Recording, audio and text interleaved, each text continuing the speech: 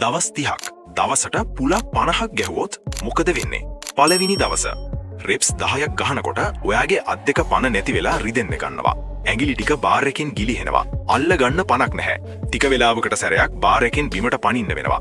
අන්තිම රෙප් එක ගහර බිමට වැටෙද්දී ඔයාට දැනි ඇඟම ගොඩක් විනාශ වෙලා කියලා.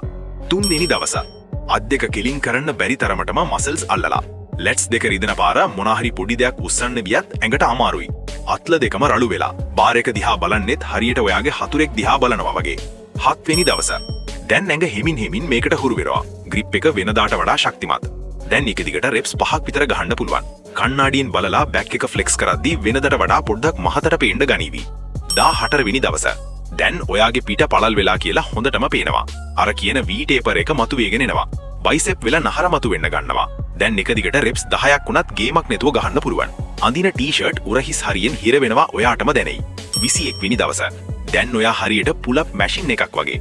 ලැට්ස් දෙක පියාපත් දෙකක් වගේ දෙපැත්තට විහිදෙනවා. අත්වල හයිය පුදුම විදිහට වැඩි වෙලා. අතේ මසල්ස් ටික ගල් වගේ හයියයි. 30 වෙනි දවස මාසයේ අවසානයේ ඔයාගේ පිට පළල් වෙලා සුපිරි හැඩයක් ඇවිත් තියෙයි. බයිසෙප් දෙකත් හොඳටම පේන්න තියෙනවා. අර V shape එක නිසා ඔයාට වෙනදට වඩා දෙගුණයක් විතර ලොකු පෙනුමක් ලැබෙනවා. මුළු පුලප් 50ම සෙට් 3කින් හෝ 4කින් ගහලා ඉවර කරන්න පුරුවන්. ඔයාගේ උඩුකය දැන් නිකන් සුපිරි වෙපන් එකක් වඩේ ශක්තිමත් වෙලා තියෙයි.